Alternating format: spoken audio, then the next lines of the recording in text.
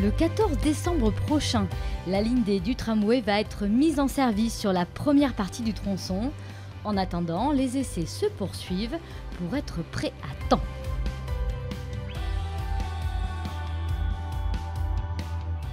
Ce sont des tests multiples qui vont être effectués par les 2 rames du tramway entre le court tournon et la station mairie du Bouscat.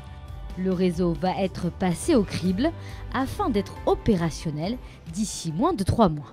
L'objectif de ces essais, c'est de vérifier que les franchissements des points un peu conflictuels avec la circulation se passent dans les meilleures conditions. C'est-à-dire qu'on vérifie tous les passages dans les carrefours et on vérifie également les zones de manœuvre de tramway. Chaque franchissement, on s'assure qu'il a sa phase de feu.